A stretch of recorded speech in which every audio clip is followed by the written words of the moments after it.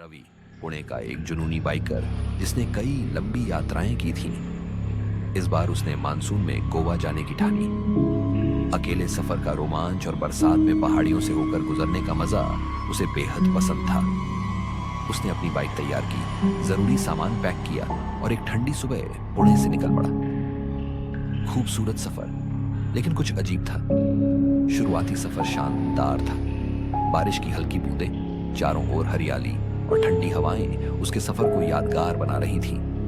लेकिन जैसे जैसे वह पश्चिमी घाट की घुमावदार पहाड़ियों में पहुंचा, उसे कुछ अजीब महसूस होने लगा। रास्ते में एक पुरानी चाय की दुकान पर उसने ब्रेक लिया। वहां एक बूढ़े आदमी ने उसे देखा और कहा, बेटा, इस रास्ते पर रात मत बिताना।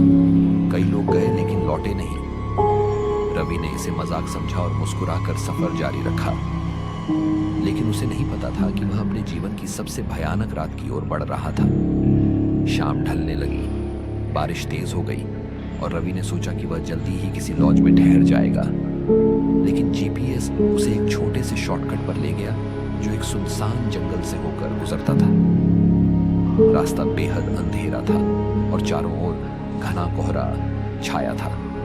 जैसे ही उसने अपनी बाइक आगे बढ़ाई, अचानक उसे लगा कि कोई उसके पीछे बैठ गया है। उसके कंधों पर किसी की ठंडी सांसें महसूस हुई।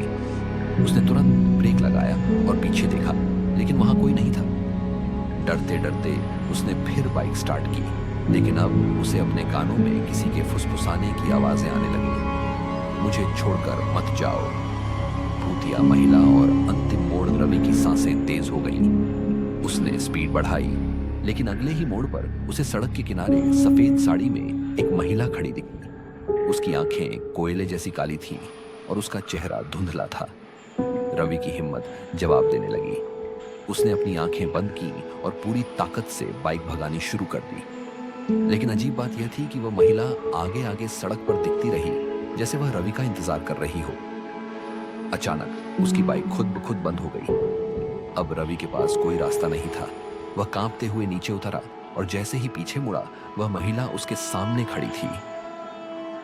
अगली सुबह कुछ ट्रक ड्राइवरों ने रवि को उसी सुनसान सड़क किनारे बेहोश पाया। उसकी बाइक टूटी हुई थी और वह खुद बुरी तरह सहमा हुआ था। जब उसने वहां के लोगों से पूछा तो उन्होंने बताया कि यह रास्ता सालों से भूतिया माना जाता है। क्या था वो साया? रवि आज भी नहीं जानता कि उस रात क्या हुआ था। लेकिन जब भी वह मानसून में बाइक चलाता है, उसे वही ठंडी सांसें अपने कंधे पर महसूस होती हैं। क्या आप इस सुनसान रास्ते से गुजरने की हिम्मत रखते हैं?